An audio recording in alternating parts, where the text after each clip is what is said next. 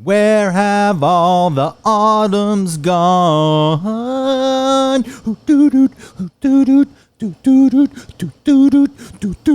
Where have all the autumns gone? I'll do all the dishes while you sit and have a beer. Well, that's probably driven everyone away who is tuning in for this week's episode of the show. I'm sure. Autumn's not here. I connect. Her video's connected, but it's just a empty chair with a lonely microphone. And I'm sorry, every time I speak, you can probably hear my air conditioner. I have a noise gate going. So when I don't speak, it's completely quiet. No noise is getting into my microphone. But when I do speak, the air conditioner that's right next to me, a window unit, living in luxury with this window unit, got a blasting. It's got to cool the place off a bit before we start the show officially. So blast away. There's a dead bug sitting on top of the my goodness, window unit. It's been there probably for 5 months. Hello?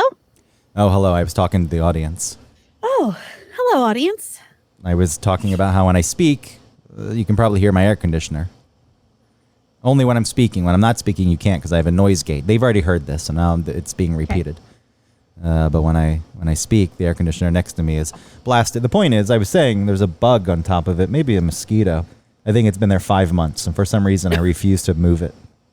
5 months. I like its body. I like the body sitting there as a time capsule of sorts. You should start leaving offerings for it. The next people who move into this apartment will find that dead bug's body and think, wonder how long it's been here. And if only they knew. 6 years. I don't think that anybody else would look at a dead bug's body so romantically as like, I wonder how long it's been here. What's the Be like, problem? bug body. Vacuum it up. No, that's the problem with the world. There's not enough romanticists out there. That's the proper term, isn't it? I would assume. Romanticist. Romanticist. All right, Praying romanticist. I'll turn off this air conditioner, but it's very hot. I don't think you should have to. It doesn't really affect anything too much. I worry about the quality of the show. I pissed some people off when I was parking because my first attempt at parking, it was a small spot. It was a very small spot, and I'm usually one of the best parallel parkers. I saw someone the other day with the biggest spot in the world. You could have fit a 1968 Cadillac Eldorado into it, if you know anything about cars. If not, look that thing up. It's a giant boat. Yeah, I'm just going to assume it's big. And this woman couldn't. It's not because she was a woman. That's not what I'm saying. Yeah. I'm saying that most people don't know how to parallel park, and it's absolutely amazing. And because she was parking, I happened to be walking home from the grocery store, and I walked past my car. And because the spot was behind my car, I stood and watched because I was worried she was going to smash into it. She was so terrible. And it took her 10 minutes. Wow, you stood there for 10 minutes? Yeah, watching her try to park in the easiest parallel parking spot that you've ever seen. Yeah. I'm pretty good at parallel parking. It was out of this world. But some people don't have great spatial If you're going to drive in the awareness. city, look, if you came to the city and you had a hard time, I would still judge, but not as much. I'd say, Autumn doesn't do this that often. Right. But you don't know whether that person lives here or not. Well, then she shouldn't be driving into the city at all. You need to be prepped across the board. You need to take it seriously. Anyway, the point is, I was trying to parallel park and I messed up the first time, but then there was a car waiting, thinking I was leaving. And then we just stared at each other and I kept waving and they didn't get it. And then at some point I saw them gesture and I did a finger wag. And then, like a yeah, like that? Yes. And then they drove away. But I thought to myself, man, that was condescending, giving them a finger wag. Well, so you had waved for him like, go ahead, right? Yes. You gave him the go ahead wave and they didn't respond. And then did you give them a second type of wave? Like I waved again and then I just sat there so they would get the idea, but they didn't. All right. So then you're like, no. Yeah. Finger wag. No. Now go back. No, that could be read as condescending, but at some point, what are you supposed to do? Put your arms like up in an X, and be like, no. Yeah, roll down the window and yell. Yeah. You should have done that like a New Yorker. Oh, what are you waiting for? Get the fuck out. I fully expect my car to be keyed. Ugh, you're obsessed. You should see it. Then you park on the streets, your car gets destroyed. My front license plate, which I'm actually happy we have to have front license plates here. The paint is peeling off of it because people back into it, and it acts as a protector, but it's all dented, and the paint honestly is coming off some of the letters and numbers. I have lots of dings in the side door because of people opening up their doors. Oh yeah, in parking lots. I have 3 in a row. 1, 2, 3. It really bothers me. I guess that's the trade-off: is you have idiots in a parking lot, a traditional parking lot where the doors are swinging open, or you have idiots in parallel parking who smash your bumpers. Well, sometimes it's your kid that opens their door and smashes it into somebody else's car, and you're like, "Oh God, Pete!" Yeah, and then you should leave a note. I know, I didn't. My rascal dented your car. Mm-hmm. Because it bothers you. You look at your baby. I know, but it just feels like, well, what are you going to do? Sometimes that happens when you have a car in a parking lot. You look at your sweet puke green baby and you say, oh no, all the dents. Slimer. My car is green. I love my car. You should cover it in KY jelly next Halloween.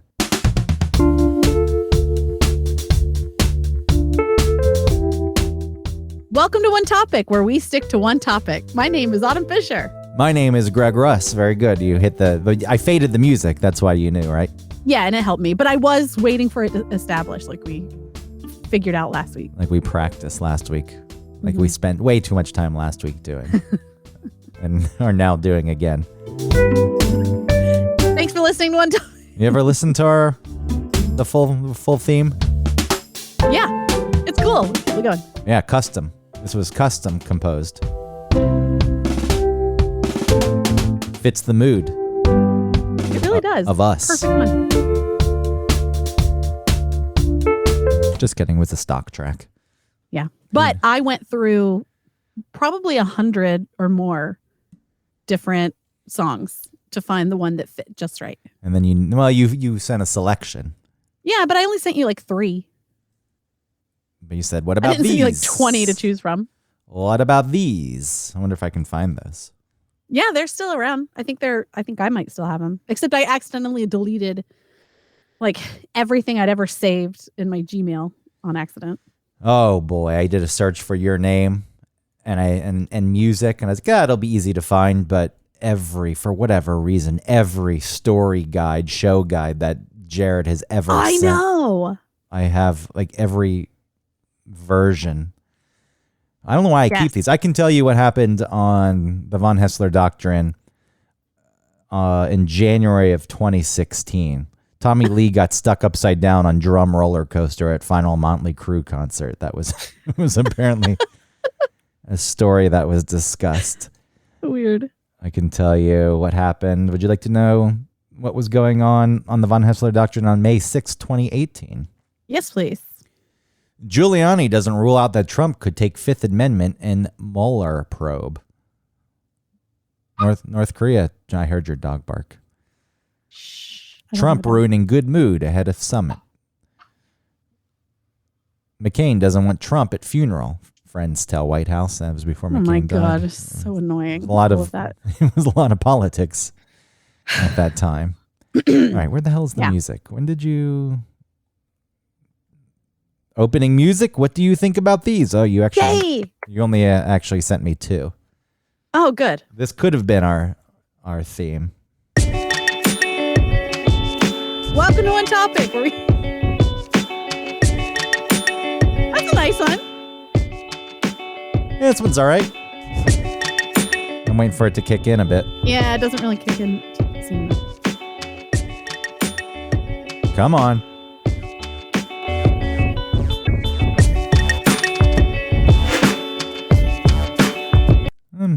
I think I liked it because it of that sounded noise. really pleasant, like me, and then also that bleh, bleh, bleh, sounded robotic, and that made me think of you. No, that's a good thought process. When I was listening to the beginning, I was like, and then that kicked in. And I said, ooh. I know. But we settled on the other one. Okay. You know, that's a good, like, because it doesn't change a whole lot, like that's a good underneath something, like a music bed. Yeah, back when I was a radio DJ. And you had to play music under your breaks, your talk breaks, to keep the energy up. You don't want to talk over silence because there's no energy. No, and so you chose the Back to the Future theme. No. Yeah, you did. What are you talking about? When I did the Futureplex. Wah, wah, wah, wah, wah. Yeah. Oh, I was thinking of the Buzz. Oh, maybe I used it. I used many Because I used a things. lot of your music beds because I thought they were fun. Well, I stole a lot from Tim Rhodes. Oh, okay. We all steal from somebody. Tim Rhodes had a lot of music beds that I enjoyed, and I stole those, and then you stole those, and I had a CD somewhere with all the music beds. That's the thing. Really? You couldn't even pull it off of a CD now because none of these computers have a CD drive. Right. So I don't even know what I guess they're worthless. It is pretty insane. And the CDs just, I know. Just disappear from your computer. It makes sense. Cassette decks disappeared. VCRs disappeared. For a while, there was the combo. You had the VCR, DVD, and then they said, what the fuck are we doing? Get rid of the VCR. And also, I remember Eric came back to work one day talking about buying something, like the Blu-ray of something, and spending all this money. And I was like, what? Ew, why? Yeah. Why are you spending money on Blu-ray? I never invested in that technology. Me either. I was so sick of it. Like, my dad would get new TVs and he would talk about look at the glare. What? And I was like, I guess it's marginally different. I know that I'm standing in front of a television. I'm not I'm in the world of this grassland. I know it's not that better or that different. IMAX is. I still don't care. I'm just saying IMAX because it takes up your whole field of vision. I went to IMAX. I know, but I don't need it to take up my whole field of vision. Neither to be do invested. I. Neither do I. I'm just all I'm saying is I agree with you. I never standard definition old TV. Sure, you can see a difference. Sure. 4K, I guess. Who really cares? Once you're at high definition, I don't necessarily care. But that IMAX, I was looking at Jennifer Connelly's teeth. I could see the lines of dirt in between her teeth. I went to see Top Gun Maverick. How was it? It's good. I think it's good. We're not going to talk about it, though, because you said we're not talking about movies. Well, we did movies last week. I'll just say that, and plus maybe people haven't seen it because it just came out and they want to see it. I was never a huge fan of the first movie. I had seen it before, but it never figured prominently into my life. I didn't return to it on purpose. I would watch it, I guess, if it were on. It's one of those things. It's oh, this is on HBO. Okay, I'll watch this or whatever. But no, I enjoyed it. It's exactly what you want it to be. It's a blockbuster film, yet it's relatively realistic. It gets a little fake. There's just enough character development, and we're talking minimal, but more so than you get in other action films. It gets to lean in on nostalgia, but they do that well, because you're doing a sequel, you can use that as a crutch and say, people are just going to enjoy this because we're playing on the past, and it makes them feel a certain way. I don't feel like they cheated on that front. And as I've been saying the whole time, the fact it's mostly shot practically with little CGI, that goes a long way. And definitely, they show the faces of all the actors in the cockpits of these jets, and their faces are melting with the G-force that they're experiencing. Are they really? Yeah, they created this interesting camera rig that the actors had to run themselves because it fit in front of them in the cockpit. And, interesting. And then they had to make sure the cameras were rolling, and then they had to, again, direct themselves if they had lines to deliver. But some points the cameras were rolling, and they were just experiencing high-speed turns and climbs, and their faces are Who's showing flying the plane? Navy pilots. Okay, so they're they're two-seaters. face the other way? Well, there's two-seaters. Oh, but you're faced back to back, right? No, you're both facing forward. You're next to each other? One behind. Oh, got it. I mean, maybe that's what you meant, but you're not sitting back to back. Someone's in front of you. I meant back to back. I was thinking of Star Wars. Oh, I don't know that reference. Well, they're just sitting back. They sit back to back. You know, like one's facing the back of the In what? in a X-wing. Oh, I had no clue. Yeah. I apologize. At least now I'm worried that I'm wrong. I'm pretty sure that they are. I'm as you know, not the authority on Star Wars. Yeah. I can't speak. I mean, it's a to tiny detail. It's not like everybody knows this. It's weird. I don't know. I think Jennifer Connelly looks too different than than I want her to look. You know what I mean? How do you want her to look? I don't know. She just looks like totally different than when she was younger. Too different. It throws you off. Yeah, it throws me off. Oh, you know what it's kind of like? It's like oh God, what's the guy that called his daughter Little Piggy? I don't know. He's very popular. I don't know, but that's very disgusting. It's disturbing to me. Little piggy. No, the one that's like mad at her because and he was on come sit 30 next Rock. to Daddy, little piggy. 30 Rock, and my point is that in Beetlejuice, what's his name? Talking about Baldwin. Yes, Alec Baldwin. Alec Baldwin young and current Alec Baldwin look too dissimilar. Well, you should look up Kelly McGillis, I think is her name, who was the love interest in the first Top Gun. Oh, how does she look? Well, she's much older. She's much older, and she put on weight, and then they didn't ask her to be in the film at all. McGinnis? Gillis. McGillis. Kelly McGillis. Oh, she's beautiful. I didn't say one way or the other. I'm not saying you're saying that. I'm just saying she looks different, though. Like, I think that looking at her young, even her face. Yeah. So it happens. Some people, they change. And then meanwhile, Tom Cruise has got that Scientology juice, whatever chamber they store him in. Yeah. How does he look in this movie? He looks young. He's 59. You can tell he's age. He's not as young looking, but it's like, I'm a 59-year-old. Jesus. What about oh, hush. It could be a spoiler what you're about to bring up. But everybody knows he makes like an appearance or something. Yeah, so we'll leave him unnamed. Okay. How's he doing? I mean, he can't speak. Yeah, he's sad.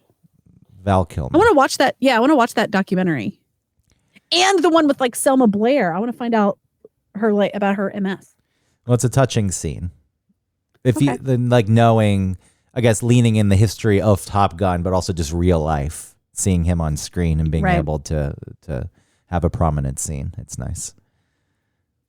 But other than that, look, it's enjoyable. It is what it is. Good. It's not going to make you rethink your philosophy and your worldview.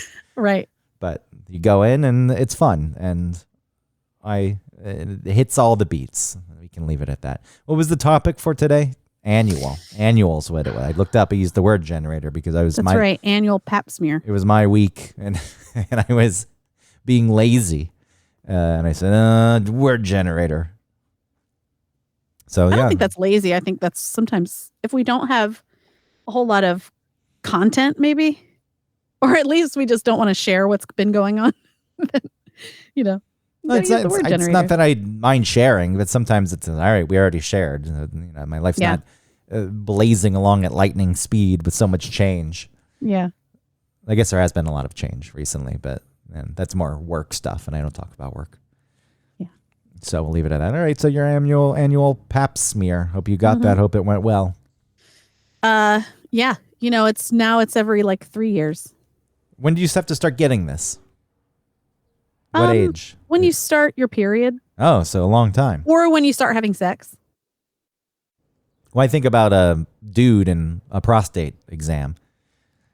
And that's different, though. Yeah, that doesn't come into play until 40. And I went for my annual checkup, which had really been the first time in 5 years. And my doctor brought it up. But also, apparently, you don't have to do the finger thing anymore. They can do blood work. And the blood work can show that there's no problems, or it could show that maybe there's a problem, which then leads to a bunch of other testing, which could still mean there's no problem. So the finger, I guess, is a little more accurate, but I also have a female doctor, and I'm sure that's the last thing she wants to do. It's the last thing I want too. I don't. Maybe she does want to. Just milk it. I just You need to get milk. I just find it to be embarrassing either way, and that's the reason. Absolutely. It's not necessarily. I mean, I guess it could be uncomfortable, but it's not that necessarily the finger up the butt thing. But it's like if you ejaculate, it's like that's very embarrassing. But they feel it. They don't like it continuously. No, they're not. I know, but it could just happen. Like really? some dudes are 3 pump chumps. Oh, and it could be the same thing. Which, by the way, all dudes are 3 pump chumps at some point. It varies all the fucking time. Yeah. Like it's yes, it can be embarrassing if you're having sex with the person for the first and only time on a one night stand. Sure, you don't want that to happen. But in general, and sometimes it's like I don't know what's going on, but it's just who knows? You're excited. It's there this time. Now, sure, if it's happening all the time, it's a problem. I guess it doesn't even need to be a problem, but it's a problem because you can't have continued intimacy, and if you're not having continued sex, because you can pet each other at that point. Pet. And we'll continue to pet, and like sure, you can make sure the other person's taken care of. Yeah. What do you mean? I'm sorry. You're off mic. What is it? It's this dog that you've got.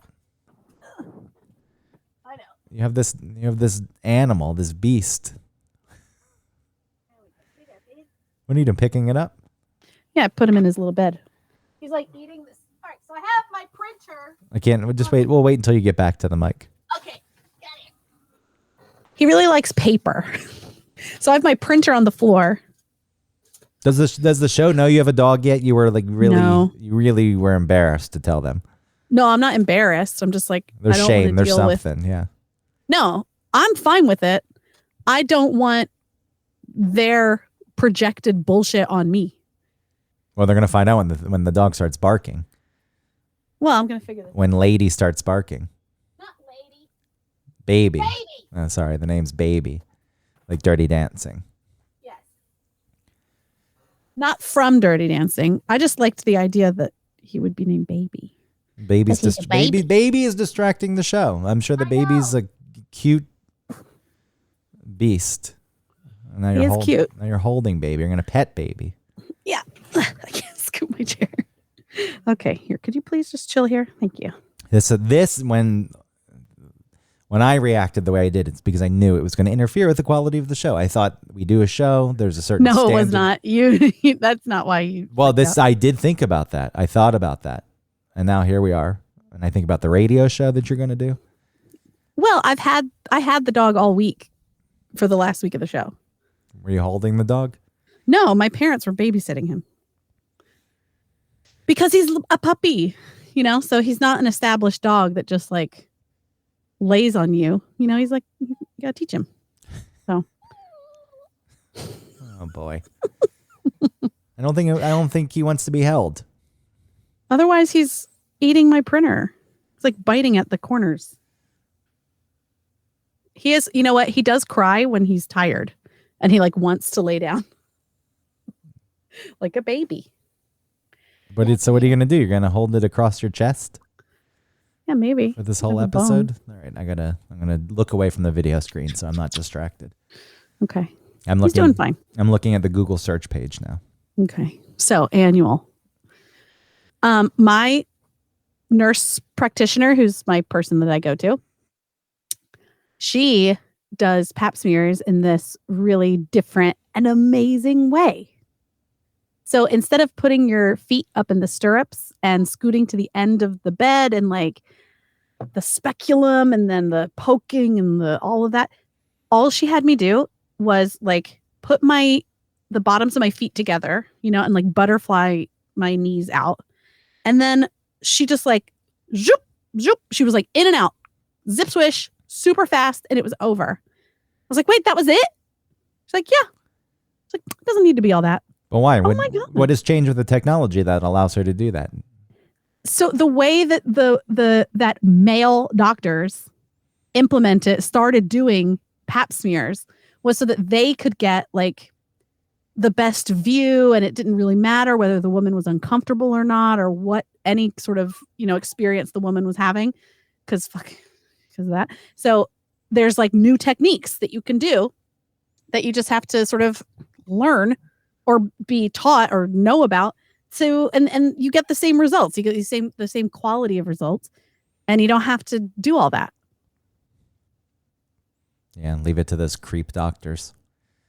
That's the reason why women have babies on their backs, is because male doctors, wanted to be able to see everything that was going on, where midwives have been helping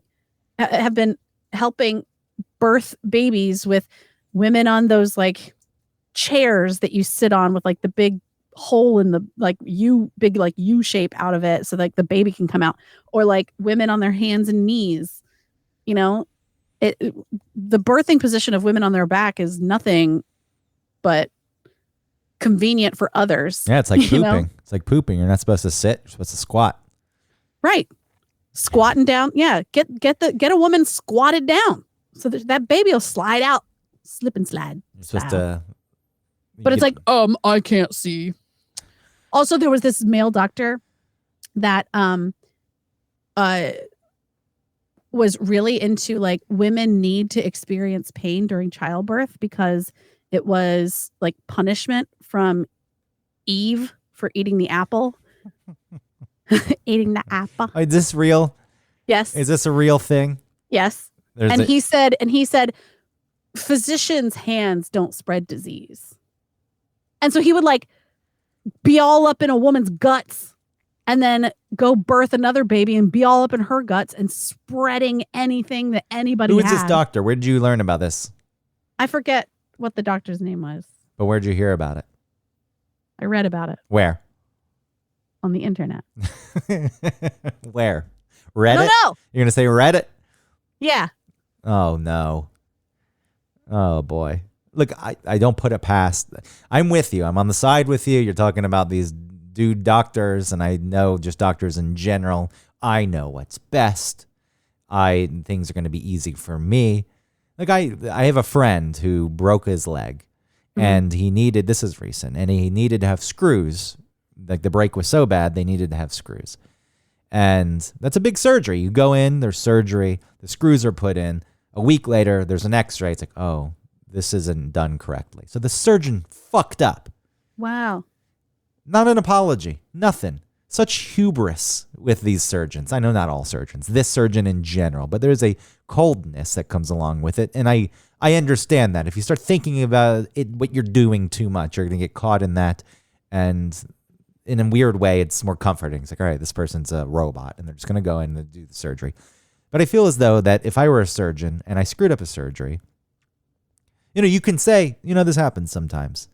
I apologize, because you have to go in for another major surgery. And anytime you're put under, you're putting yourself at risk. Yeah. Nothing. I mean, and what happens if you don't have insurance? Do you have to pay again? Wow. You'd have to sue. Yeah, I think something along those lines. But then they would have malpractice insurance that would cover it. That isn't happening in this case. But I just feel as though one apology, quick apology, and then you can still just be matter of fact about it. Like you have to go in and have another surgery. Well, this person seems like the surgeon may not apologize, because then it's admitting guilt, and then it'd be easier to sue them. Yeah, but okay, even you're without right. that, it sounds like this person could still sue for malpractice. You're right. That's probably a real reason they don't say I'm sorry, because it is admitting guilt. Because I don't think about that stuff. Because to me, this is just me. Yeah. I feel as though I wouldn't. You would want to apologize for messing up somebody's foot. Or if I was the person who had the other surgery and the doctor apologized, like, yeah, okay, look, these things do happen.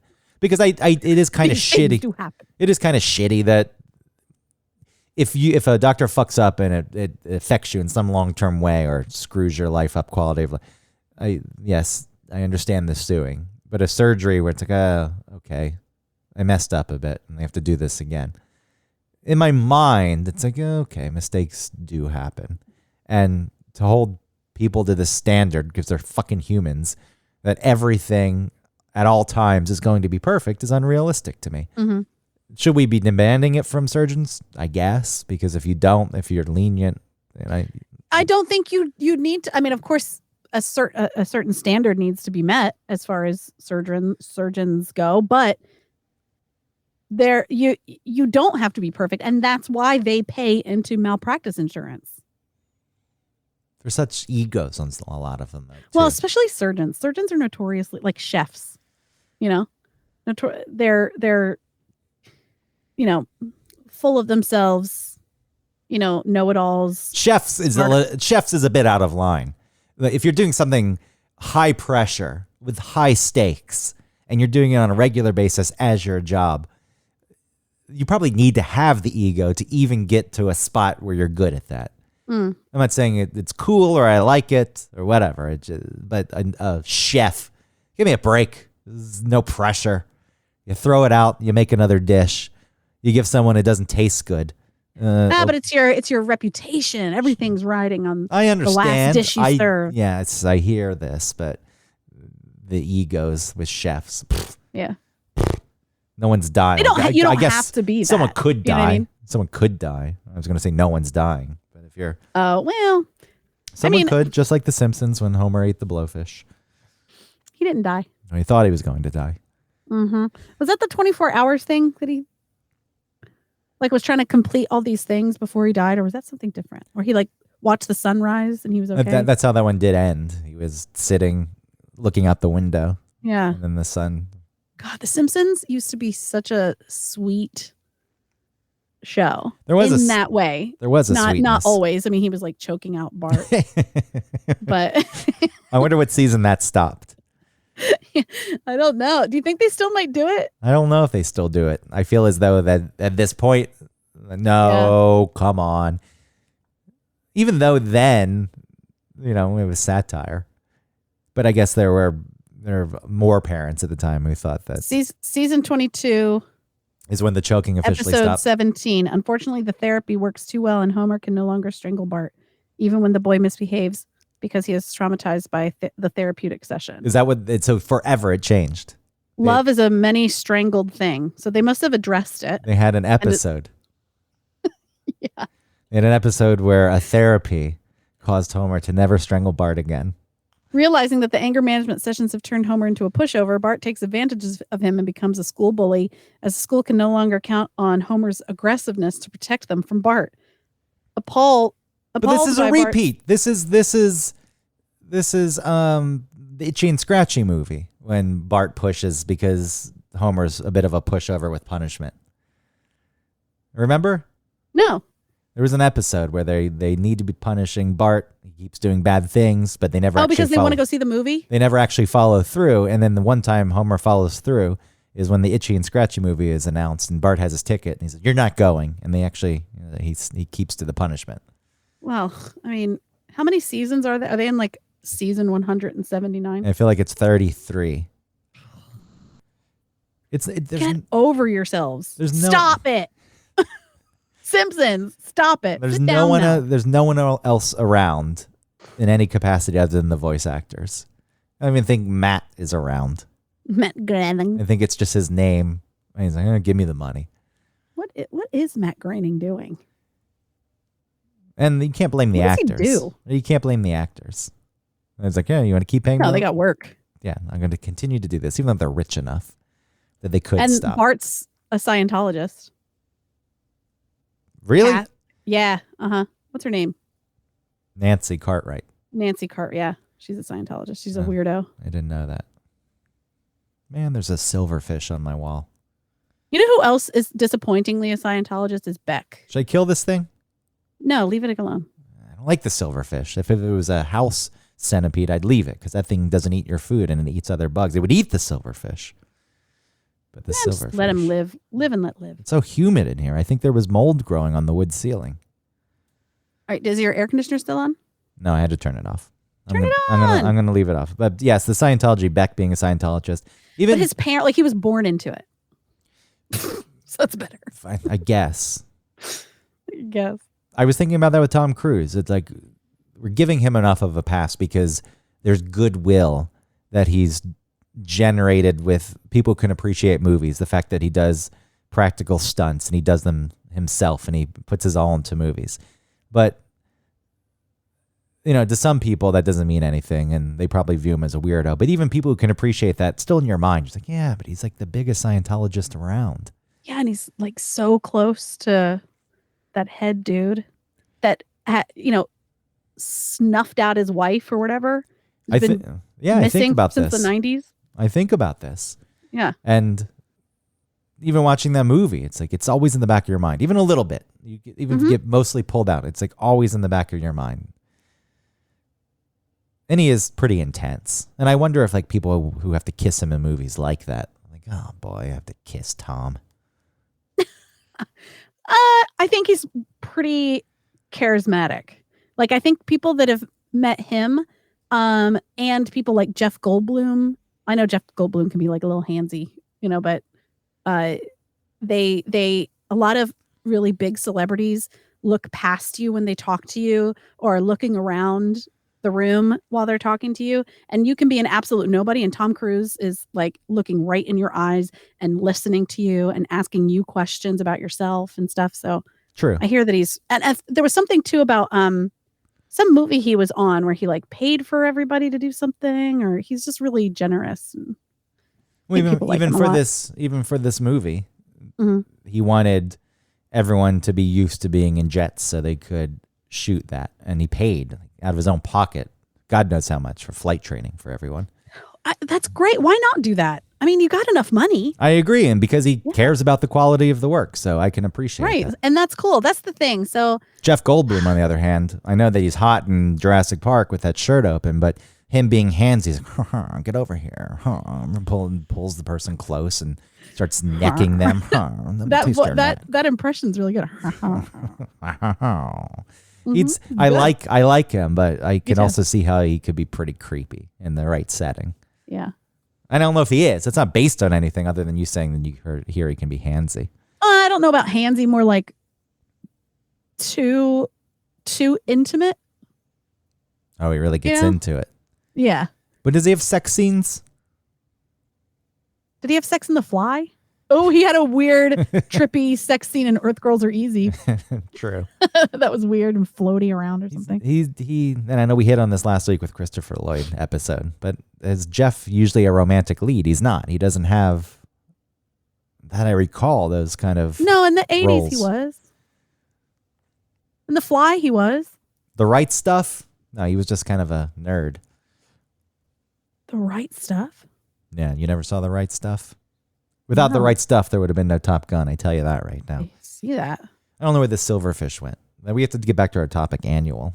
Oh.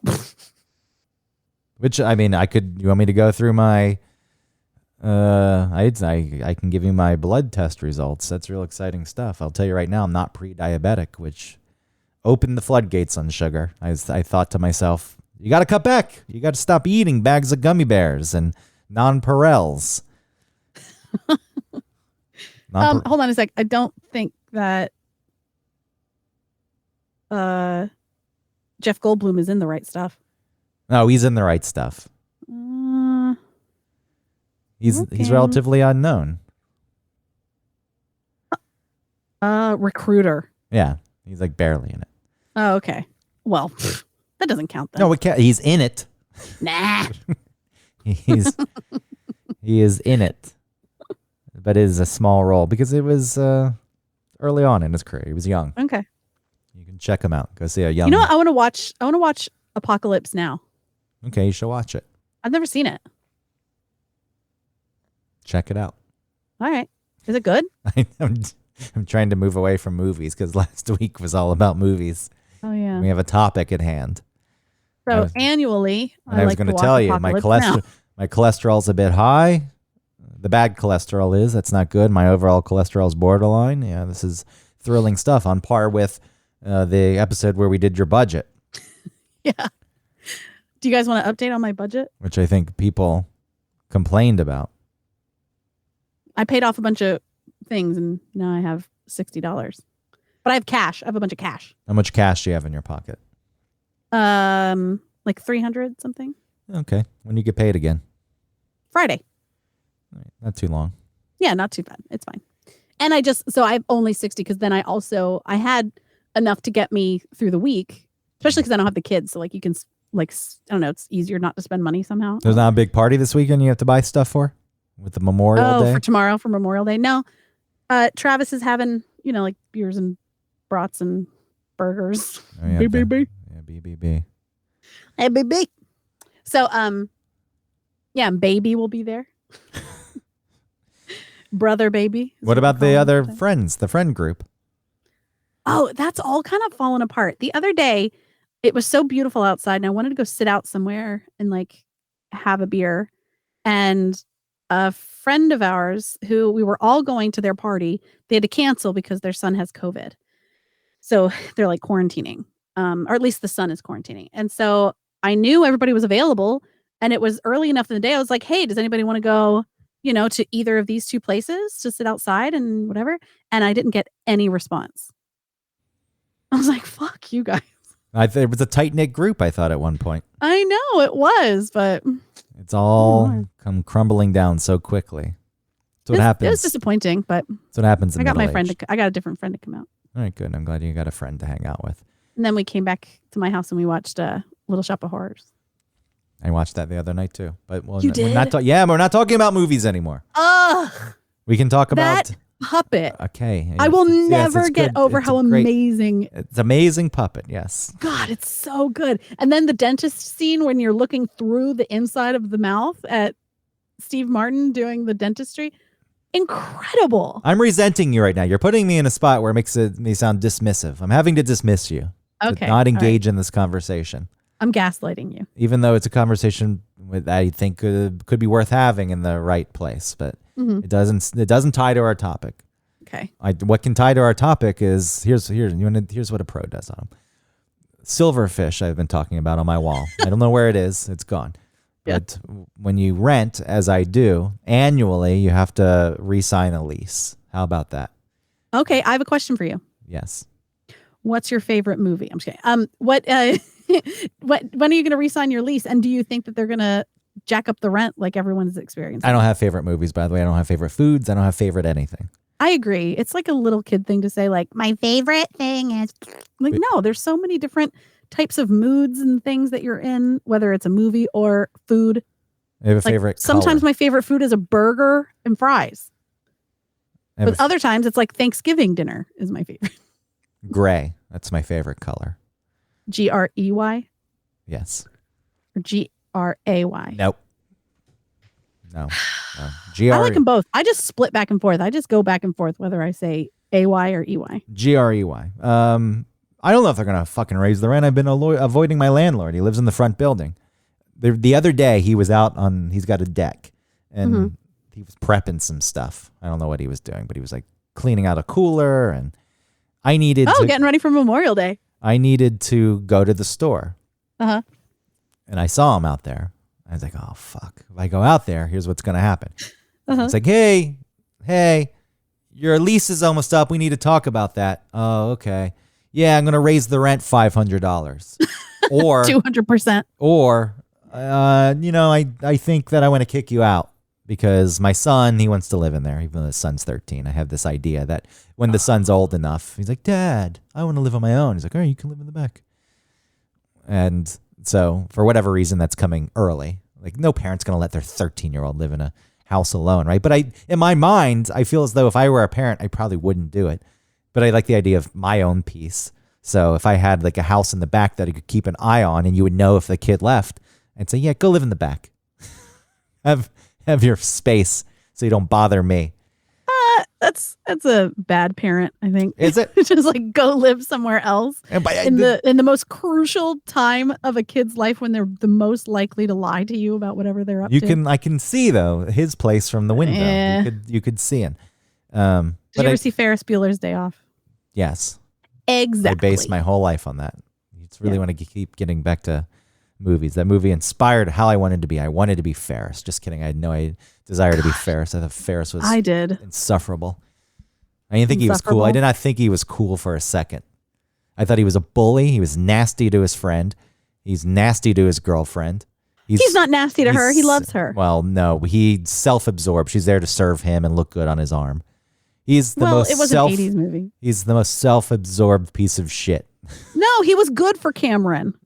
No, he wasn't. If he did, if because Cameron didn't have a friend like that, then he would have stayed in bed all day and he wouldn't have lived his life, and he wouldn't have eventually stood up to his dad. Yeah, but that's not that. That was just an unintended side effect. That's not what Ferris set out to do. Ferris said, "I don't want to go alone." No, it's fine, but that's why you have different types of friends. Like you have shithead friends, that you can like shit on people around, and then you have like your really kind friends that you feel like a good person around. Ferris is not a person I would have as a friend that you can be really nasty with. Ferris is the kind of person who only talks about himself.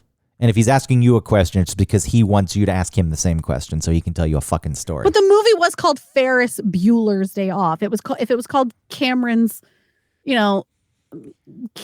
journey or something, then maybe it'd be the same way. It would only be about Cameron. If he showed an inkling of thought about the well-being of anyone else other than himself, then I could have gotten behind it, but he doesn't. It's all about how cool he can be, the things and situations he can get into. He was nice to those freshmen when he talked to him on the phone. Fine. Wonderful to man. Skeet then. Or whatever. Skeeter. Wonderful person. Screech. That's what his name is. So I avoided this interaction with my landlord for honestly 40 minutes until he went inside. And he wasn't even done. I waited for a moment because he had to go get something, it seemed. I did. I ran out. And then I was worried about when I came back, but he wasn't out there. Sometimes I do that. Though, I like hide from my neighbors. Yeah, because you don't have the conversation. But this is, life or death. As in my mind, if I avoid it, he's just never going to say anything. He's going to avoid also, and then we'll just keep paying rent as is. Which maybe is the case because I ended up running into him in the laundry room. I went to do laundry in the basement, and he was in there. I'm like, oh, hey. And then he just talked about his camping trip that he had in the Poconos and how he's going to put the air conditioners in. And I said, yeah, I think I need to replace the air conditioner upstairs because it's pretty old. And he said, yeah, but that one you have in the bedroom, the last tenants left it. It's really good. And I said, I know, you should have kept it. You should have taken it for yourself. And he said, nah. And then, it was I was doing my laundry, taking stuff out of the washer into the dryer. So he didn't bring it up. Though, that's good. You're developing rapport with this person so that I have rapport with him. I have. But I'm saying, like, when they think about raising the rent 500%, they'll be like, you know what? That's Greg. And I know him. We talked about my camping trip in the Poconos. Well, that's what I hope that I'm a good enough tenant that he doesn't want to get rid of me. But now the neighbors below in my building, there's only 2 apartments, and there's a couple who's lived down there for 10 years, and now they have 2 kids. They moved in when they were just dating. But one of the first things the kid said to me when I moved in, this 3-year-old, he said, our apartment's too small. I don't like it. so it makes sense. They're moving to the suburbs. They're doing it. But now, where are they moving? Somewhere in Jersey.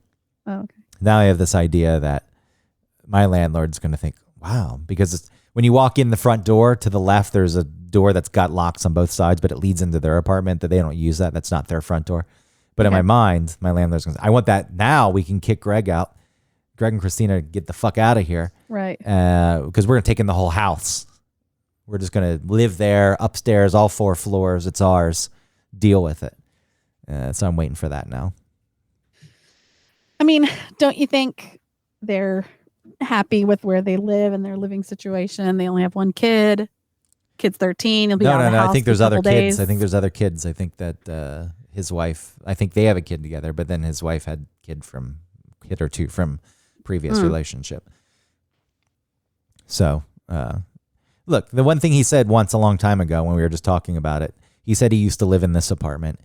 And when the people moved out of the first apartment where he lives now, the front apartment, he's like, he thought, I'm moving in. So he had wanted to live there. He's the landlord. He could have done that. And he still waited till the people left. So maybe he'll. All right. So he's a good guy. He is. I think he is. But ultimately, overall landlords in this city, especially right now with the rents outrageous, as crazy as they are. Have you heard of anybody that you know talking about their rent increases or anything? No. Well, yes. No, I say no because not anyone I know directly, but there's people who during COVID there were deals across the board because the landlords were desperate, and then as soon as the lease is up, they're raising the rent $1,000-$1,500, and the people can't afford it, so they have to move. And then you have brokers' fees here, which if people don't know, in New York, it's like the only city, maybe Boston, where when you rent an apartment, you pay for the real estate agent, even though you benefit in no way. When the real I estate thought they got rid of that. and there was a thing, there was some vague law passed. They passed rental reform laws, and there was a vague thing that was interpreted that way, but then the judge shot it down. Oh, really? It never went through? No, so I think for me, what did we pay for this fucking apartment? I swear we paid like $6,000 to move into this place, just handing it over to the broker. And that's why you don't want to move either every year. Right. But if it's a small operation like your landlord, then they can just do whatever. I mean, they don't need to pay a real estate agent to do anything. They're just going to kick you out and then move in. True. But what I'm saying is I would have to pay another broker's fee if I had to find a new apartment. Ugh, yeah. Which right now apartments are going 1 bedrooms in this neighborhood for like 4,000, 45, 2 bedrooms if you can find them, or 5. It's absolutely insane, and I don't know who all these people are who have this much money. I don't either. I don't know how people are buying homes right now. I mean, remember when I was telling you that I was looking to buy and that I was going to give up my inspection? Like, that's what people are doing. People are doing that. Like, I wasn't being insane. It is just like what is being done. And you're outbidding all of these other people who are trying to buy right now. So not only are you paying like $50,000 more than asking, you're then not getting an inspection. And that's the only way that you can win the bid. That's the only way you can get the house. That's a shitty seller. I don't care. Look, if I were a seller, I understand that an inspection happens. There's a chance something is found that's wrong that costs a lot of money for you to fix. But I don't feel like in good conscience I could sell a house, or I would be on board with that. It's like, yeah, okay, you buy it, and hopefully you get caught off guard and it fucks you over. Like, that just feels really shitty, and everyone seems so selfish and greedy. Like, at this point, the fact that cash offers are more appealing than mortgages. What do you care if you're a seller? You're getting the money either way. The mortgage takes a little longer. It's like, I want my money now. I want it at this moment. I'm not waiting another month. And there's always the chance, I understand, that maybe the mortgage falls through and the person doesn't get the loan and the cash is a sure thing. But fucking who cares, unless you really had to move. Like, if you had a job, you had to get out and go somewhere else, and it's something that like that would really fuck you over. But if I were living in the house until the house sold, I wouldn't care. I would say, okay, I'm glad. Like, thinking of the other person. Especially right now, a lot of people do need the money because of the market. Like, they need to have that money, that cash on hand, to be able to get into another house that is also, they're dealing with the same things. Yeah. It's all shit. It's insane. I know that it's insane. And I know that I make generalized statements, but I don't see a situation where someone is so desperate for the house. Like, I know that people are competing. It's a position of power, which I guess I don't like, but maybe a lot of people really do like it. And there's people competing, and one person is going to get the house because they said, I'll forego the inspection. I'd say, you know what? You really want this house? I pick you. You can have it. Don't forgo the fucking inspection. I pick you. People are not necessarily foregoing the inspection, but they're also saying, like, if we find anything, the current homeowner is not responsible. I could see that. I was just thinking about that being a thing also. Yeah. But, with mortgage companies, lenders, they're not going to give you the money if something glaring is wrong with the house. So it needs to be fixed before they will. And even if it's not the seller's responsibility, it slows down the process. Right. I mean, I want my money now, like the fucking J.G. Wentworth. It's my house money, and I want it now.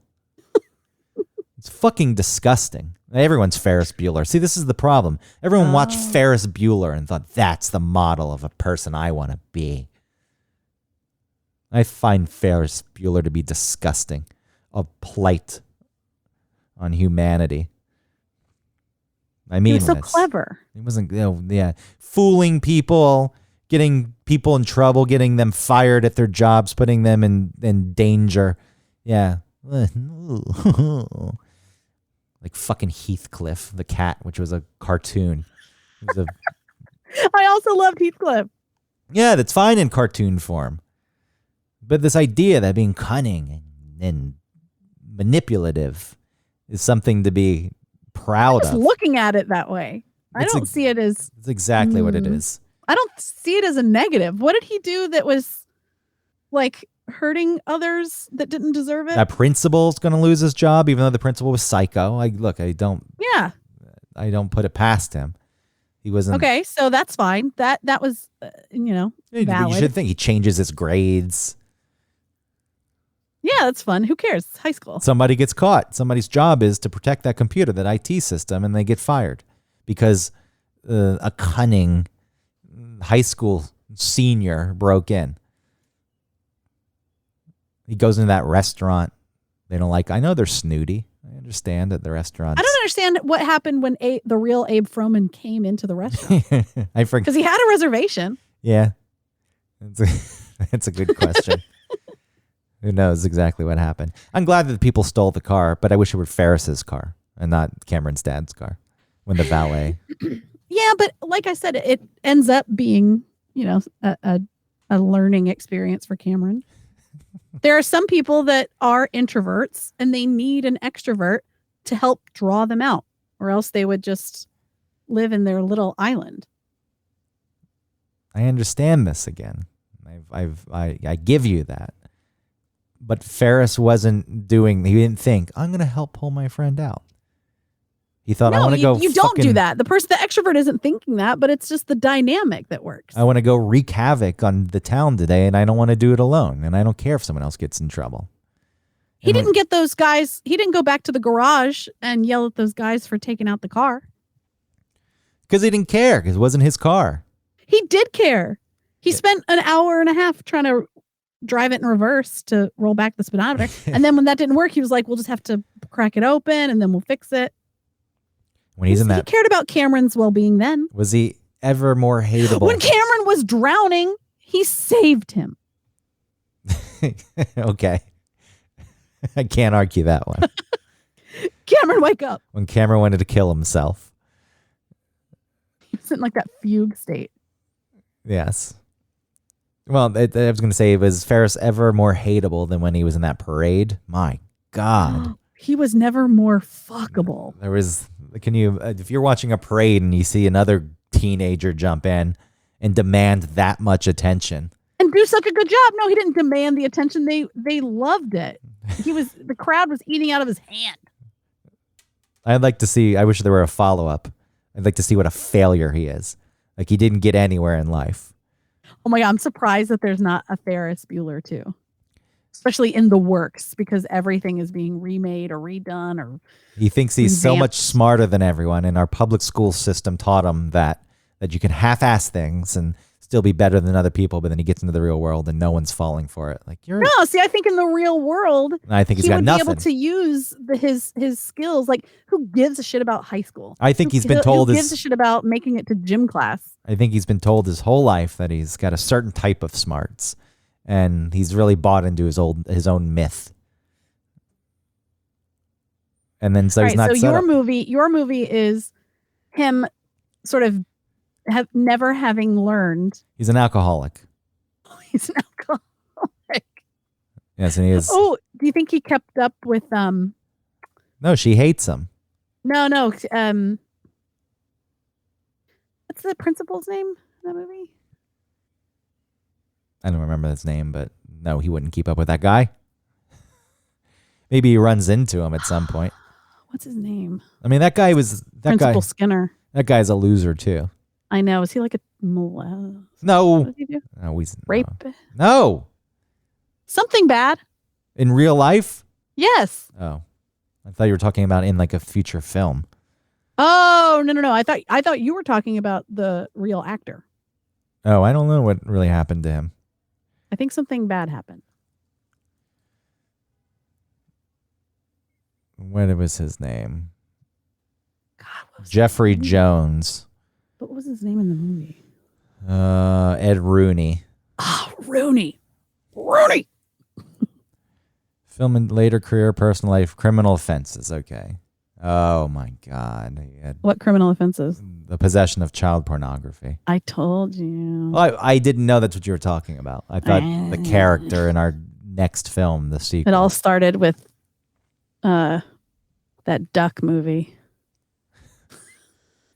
Wow. Howard the Duck. I hate it. I loved so much of that movie until like that big like worm or something was coming out of his mouth. I was like, I can't. It's gross. I just like the duck's boobs in the bathtub. Was that George Lucas? And then he was arrested twice for failing to update his sex offender status. Oh boy. Edward Rooney. All right. So in the new movie, so Bueller never learned his lesson. No, and he thought he could just fool everyone and manipulate everyone through life, and they didn't. In this movie, will he learn at the end of this done. movie? He's broken. There's no coming back. All right. Well, then who's our protagonist? I don't know. This is an art film. It's a slice of life. Okay. It's looking through the window and seeing what's happened. Yes. There's no resolution. He doesn't get dressed. Cameron he still has his keyboard. Cameron's doing really well. Oh, Cameron's kind of turned into his own dad. He's got kids that are all uptight, just like Cameron. No, he's learned, and he's a better dad than his dad was. Oh, Cameron's doing well. Do you think Cameron keeps trying to help Bueller? No, he's tried, but Bueller, with the ego, would never let Cameron help him. Because that would be too... Ferris didn't have an ego. Yes, he did. No, he didn't. He was all instinct. He didn't do it because, like, I want to be the center of attention. He had the opportunity and he took it. No, that's what he does. Cameron and Ferris are estranged. Yeah. They don't talk. They get back in touch. Sloane reaches out still, but Ferris is really nasty towards her and calls her nasty names. Oh, so maybe Sloane and Cameron chat about like maybe they're together. Ferris. Actually, I want them to be together.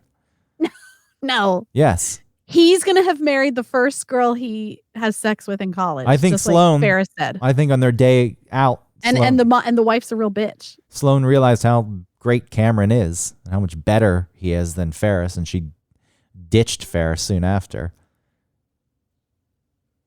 Cameron's an author. He's very smart and insightful. Okay, he's an author. And sensitive. Sloane, went into a weird fairy dimension and danced with the devil and was rescued by Tom Cruise. Ferris Bueller's Last Day. That's the name of my movie. He kills himself. I didn't say the door shuts and the camera's slowly backing away from the door and you just hear and then it goes black. Oh, come on. That didn't say that much. Suicide's not funny. It's over. That's the end. All right. I don't know. You won. Look, you won. You got us to where you wanted to get talking about Ferris Bueller.